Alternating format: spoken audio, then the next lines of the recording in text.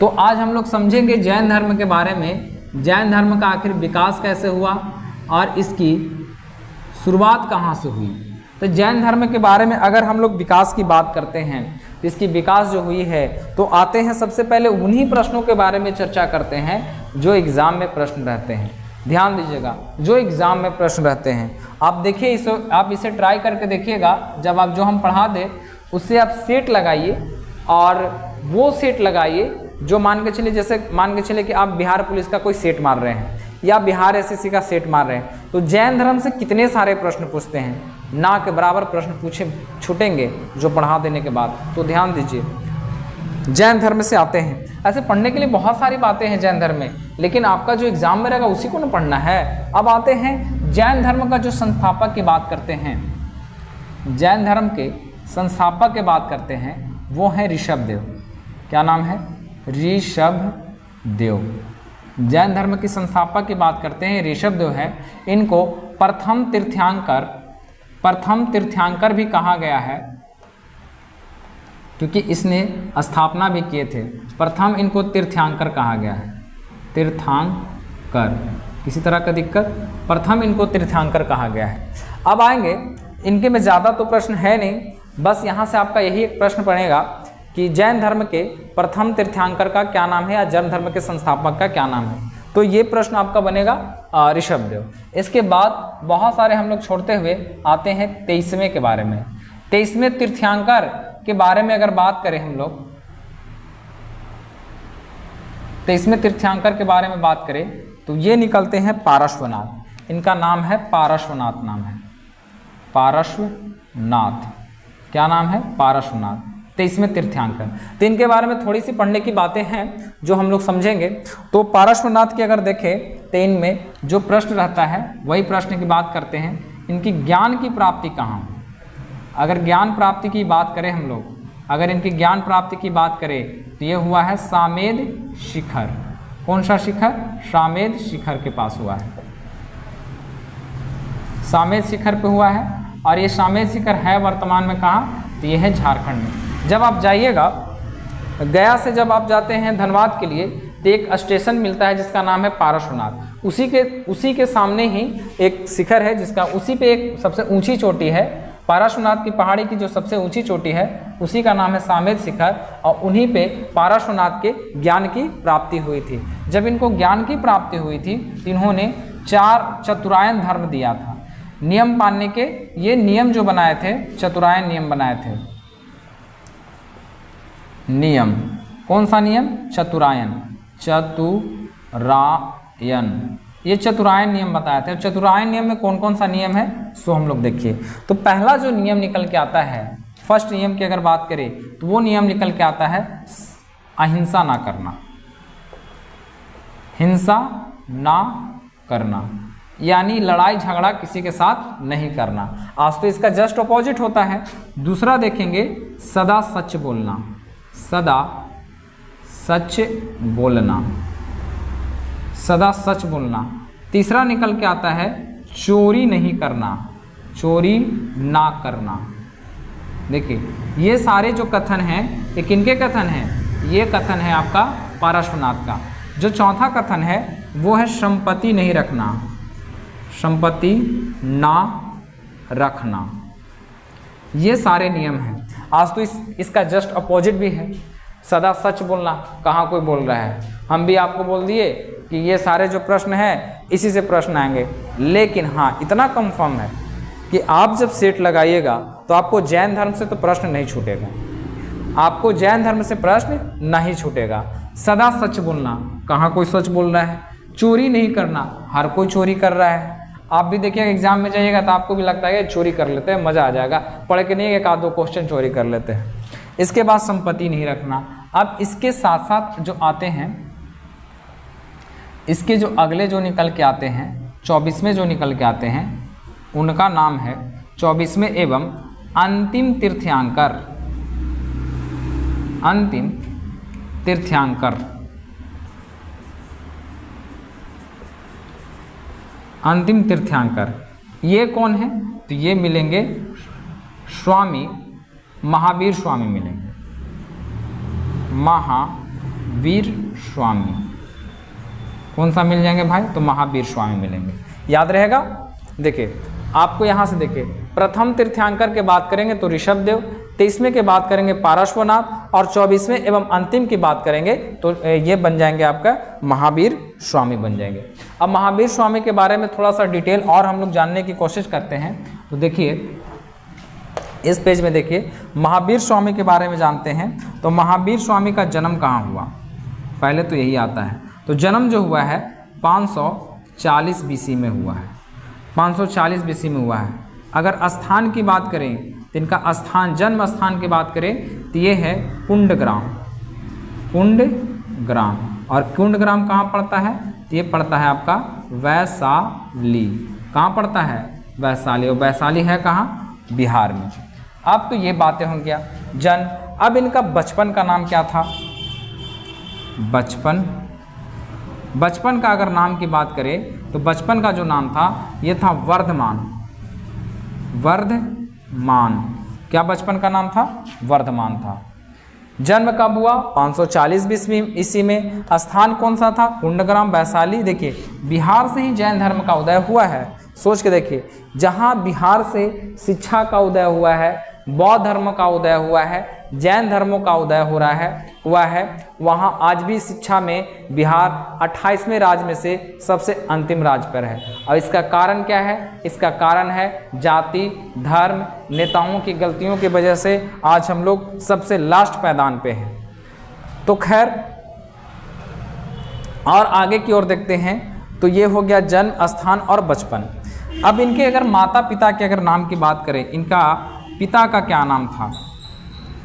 पिता का नाम, माता का नाम।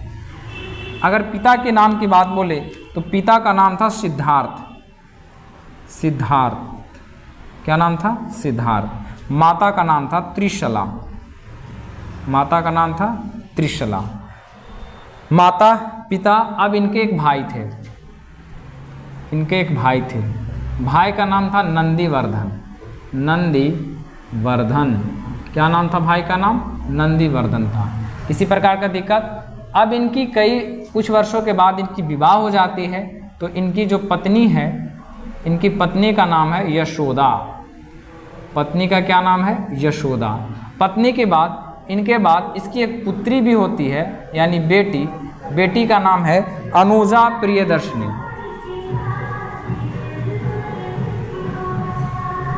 अनुजा प्रियदर्शनी, आप दर्शनी से याद रखिएगा। बेटी के शादी विवाह करवा देते हैं। तो इनका जो दामाद है, उन दामाद का नाम जो है जामिल नाम है। क्या नाम है? जामिल। देखिए बुक में तो सारी बातें हैं, लेकिन क्या इतने शॉर्ट तरीके से हैं दामाद? क्या इनके शॉर्ट तरीके से हैं? क्या आपको इतने अच्छे कॉन्सेप्ट मिल रहे हैं बुक से? बुक में तो बहुत सारी बातें हैं, लेकिन अब यहाँ से देखिए, अब इनका ये तो हो गया संस्कारी जीवन की बातें कर रहे हैं। अब इनमें आते हैं आध्यात्मिक जीवन के बारे में। अब आध्यात्मिक जीवन को अगर जब हम लोग उठाएंगे, आध्यात्मिक जीवन की बात करें, आध्यात्मिक जीवन की बात करें, किन की बात करें आध्यात्मिक जीवन? तो ये हम लोग बात कर रहे हैं, ये बात कर रहे हैं महावीर स्वामी के। तो आध्यात्मिक जीवन के बात करें तो 30 वर्ष के अवस्था में जब इनकी माता पिता की मृत्यु हो जाती है, तो 30 वर्ष के अवस्था में अपनी भाई, उनके भाई का क्या नाम है? नंदीवर्धन। नंदीवर्धन से आज्ञा लेकर और ये गृह त्याग कर देते हैं। तो गृह त्याग का क्या रहस्य रहा है? गृह त्याग की बात करें तो गृह त्याग में कितने वर्ष में किए हैं? तो ये 30 वर्ष की अवस्था में, 30 वर्ष की अवस्था, उस समय जो अवस्था था 30 वर्ष का था। आज्ञा किससे लिए भाई? आज्ञा की बात करें तो ये आज्ञा लिए भाई से, और भाई का नाम आपको पता है कि नहीं? तब इनको ये गृह त्याग कर देते हैं, और फिर इनको कई वर्षों के बाद, यानी 12 वर्षों के बाद, लगभग 12 वर्षों के बाद इनको ज्ञान की प्राप्ति होती है। ज्ञान प्राप्ति की अगर बात करें, 12 वर्षों के बाद ज्ञान प्राप्ति की अगर देखें, 12 वर्ष कठिन तपस्या। देखिए कैसी तपस्या? 12 वर्ष कठिन तपस्या के बाद 12 वर्ष कठिन तपस्या के बाद इनको ज्ञान की प्राप्ति होती है। कहाँ होता है? तो ऋजुपालिका नदी, ऋजुपालिका नदी। कौन सा नदी? ऋजुपालिका नदी। कौन सा स्थान? तो ये था जाम्भिक ग्राम, जाम्भिक ग्राम। कौन सा स्थान था? जाम्भिक ग्राम। और अगर बात करें तो इनका कौन सा वृक्ष था, किस वृक्ष के नीचे इनके ज्ञान की प्राप्ति हुआ था? तो साल वृक्ष। कौन सा वृक्ष? साल वृक्ष के नीचे इनको ज्ञान की प्राप्ति हो गया था। तो ये थे ज्ञान प्राप्ति के बारे में। जब इनकी ज्ञान की प्राप्ति हो जाती है तो ये अपना जो उपदेश हैं, अपना उपदेश, अगर अपने उपदेश की बात करें तो ये कौन से भाषा में देते हैं? तो इनका जो भाषा था वो था प्राकृत। कौन सी भाषा थी? प्राकृत भाषा थी। उपदेश दिए थे। और इन्होंने जो पहला उपदेश दिया है, पहला उपदेश की बात करें तो ये दिए हैं राजगीर। पहला उपदेश कहाँ दिए हैं? राजगीर। और इनके अगर अंतिम उपदेश की बात करते हैं कि अंतिम उपदेश इन्होंने कहाँ दिया, तो ये दिए हैं पावापुरी में, पावापुरी में। और पावापुरी में ही इनकी मृत्यु भी हो जाती है।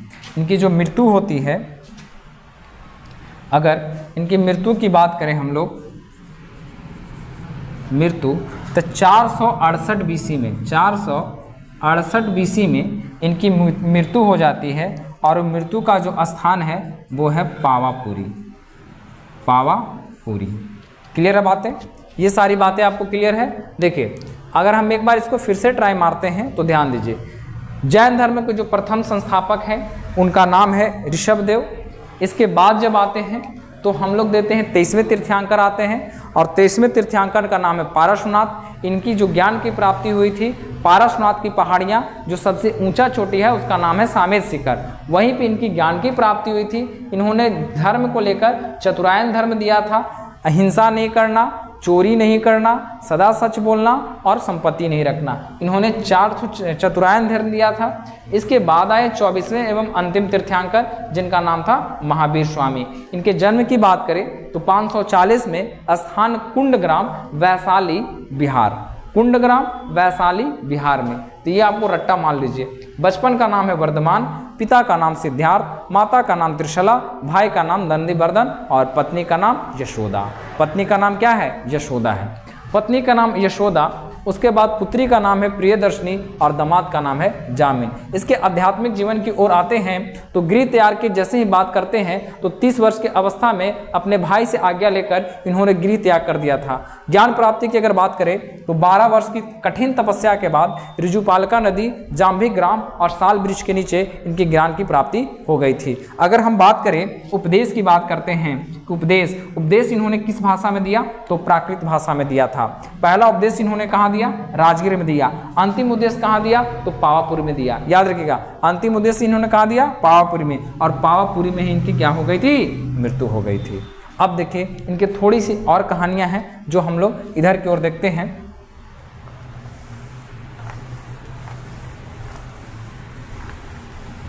इधर में आते हैं तो ध्यान दीजिए, हम लोग बात कर रहे थे 24वें तीर्थंकर के बारे में।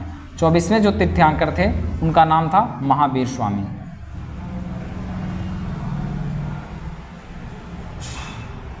चलिए, इन्हीं के बारे में चर्चा कर रहे थे।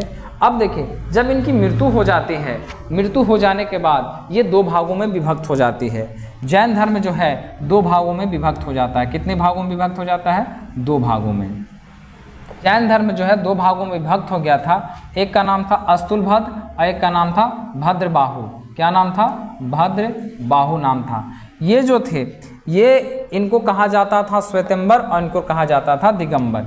इनको कहा जाता था श्वेतंबर। क्या कहा जाता है? श्वेतंबर कहा जाता था और इसको कहा जाता था दिगंबर। दिगंबर क्या कहा जाता था? श्वेतंबर और दिगंबर। ये जो थे श्वेत वस्त्र धारण करते थे। श्वेत वस्त्र, कैसा वस्त्र धारण करते थे? श्वेत वस्त्र। जबकि ये रहते थे नंग। क्या रहते थे? नग्न रहते हैं। नग्न यानी नंगे पुंगे ये रहते हैं। तो ये हुई बातें। अब इसमें जब देखिएगा श्वेतंबर और दिगंबर के बारे में जब चर्चा कर ही दिए हैं, तो ये जो है इनके समय में देखिएगा तो ये महावीर जो स्वामी है इनके समय में त्रिरत्न था। त्रिरत्न क्या नाम था इनका? एगो इनके धर्म में त्रिरत्न दिए थे। इन्होंने त्रिरत्न कौन कौन सा दिया था? तो त्रिरत्न में देखिएगा तो सम्यक ज्ञान दर्शन, सम्यक दर्शन, सम्यक ज्ञान और सम्यक आचरण। आचरण 3 ठो दिए, दर्शन, ज्ञान, आचरण। दर्शन, ज्ञान, आचरण याद रखिएगा। इन्हीं के समय में जब इनकी मृत्यु हो जाती है तो इनके समय में 2 बौद्ध संगति होता है। कितने बौद्ध संगति होता है? 2। आप इसको अगर लिख लिए हैं तो ठीक है, हम इधर में मिटाते हैं। इनके समय में 2 बौद्ध संगतियाँ होता है, सॉरी 2 जैन संगति होता है, संगति 2 जैन संगतियाँ होता है। इसमें से पहला अगर बात करें हम लोग, पहला और दूसरा की बात करते हैं, तो पहला जो निकल के आता है, अगर इसकी संख्या की अगर बात करें हम लोग, संख्या क्या लिखें, पहला की बात करते हैं तो पहला जो निकल के आता है वो हुआ था, कब इनकी मृत्यु हुई थी? 468। तो इनके कुछ समय बाद 300 BC में हुआ था। कितने में हुआ था? 300 BC में। और दूसरा जो संगति हुआ था वो हुआ था 6ठी शताब्दी में। शताब्दी कौन सी शताब्दी में हुआ था? 6ठी शताब्दी में, याद रखिएगा। 2 संगतियाँ हुआ। पहला जो संगति हुआ था 300 BC में, दूसरा संगति हुआ था वो हुआ था 6ठी शताब्दी में। और ये कहाँ हुआ था? तो पहल का हुआ था पाटलिपुत्र, पाटलिपुत्र। दूसरा हुआ था पाटलिपुत्र कहाँ है भाई? तो ये है बिहार में। अगर देखा जाए ये कहाँ हुआ था? तो बल्लभी में हुआ था, बल्लभी। कहाँ हुआ था? बल्लभी। और बल्लभी कहाँ पड़ता है? ये पड़ता है गुजरात में। इसकी अध्यक्षता किसने किया? अगर अध्यक्षता की बात करें तो पहला जो किया है वो किया है अस्थूल, अस्थूल भद्र ने। कौन किया है? अस्थूल भद्र ने। जबकि गुजरात वाला जो किया गया है वो किया गया है आपका क्षमा श्रवण ने, क्षमा श्रवण, क्षमा श्रवण ने, अरे यार, क्षमा श्रवण ने किया है। दूसरा जो बौद्ध संगति की बात करें तो ये किया है, दूसरे बौद्ध संगति की बात करें तो ये किया है क्षमा श्रवण। कौन किया है? क्षमा श्रवण ने किया है। तो ये थी यहाँ पे। और इसमें कुछ कुछ पॉइंटें हैं जो हमको देख लेते हैं। अब इनके कुछ प्रतीक से रहते हैं, तो वो प्रतीक को हम लोग देख लेते हैं थोड़ा सा नोट में करके। इनके जन्म का प्रतीक क्या था? पहले तीर्थंकर की बात करें, फिर एगो 23वें की बात करते हैं, एगो 24वें की बात करते हैं। तो इनके अगर प्रतीक की बात करें हम लोग, कौन वाला? पहले अगर बात करते हैं तो पहले में कौन थे? ऋषभ देव थे, ऋषभ देव। और 23वें की बात करें तो पार्श्वनाथ, और 24वें की बात करें तो महावीर स्वामी, महावीर स्वामी थे। अगर इनकी अगर हम लोग बात कर देते हैं तो इनके समय में अगर देखा जाए तो इसमें था सांड। इनका प्रतीक क्या था? सांड, सर्प। और इनके समय था शेर। दो देखिए, सांप, सांड, सांप, शेर इनके प्रतीक थे। मतलब इनके समय में इस तरह का प्रतीक चलता था। आपको कैसे पता चलेगा? जैसे अभी का जो प्रतीक है वो आप भारत में देखिएगा तो झंडे हैं, तिरंगा झंडा सबका अलग अलग है। उसी प्रकार से इनके समय सांड का प्रतीक था, झंडे पे होगा, सांप का था और शेर का प्रतीक था। तो ये थे कुछ नोट्स बातें। इसमें कुछ कुछ और बातें हैं, जैसे ये हम लोग उसी प्रकार से देख लिए, तो इसके थोड़ा सा और नोट में देख लेते हैं कि इसके समय में कुछ प्रमुख मंदिर वगैरह हैं। तो मंदिर की बात करते हैं। इनके समय में कुछ मंदिर हैं, जैसे कि दिलवाड़ा का जैन मंदिर। कौन सा मंदिर है? दिलवाड़ा का जैन मंदिर। दिलवाड़ा का जैन मंदिर। ये दिलवाड़ा का जो जैन मंदिर है वो कहाँ है? तो ये पड़ेगा आपका माउंट आबू में। कहाँ पड़ता है? माउंट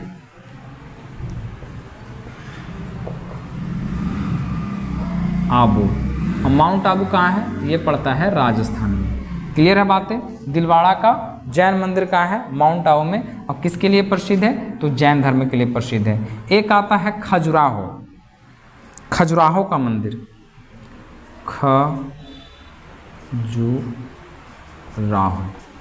खजुराहो का जैन मंदिर। ये खजुराहो का जो जैन मंदिर है ये कहाँ पड़ता है? ये पड़ेगा आपको एमपी में पड़ता है, खजुराहो में पड़ता है। ये कहाँ पड़ेगा आपको? खजुराहो में। खजुराहो कहाँ पड़ेगा? खजुराहो। खजुराहो कहाँ पड़ेगा?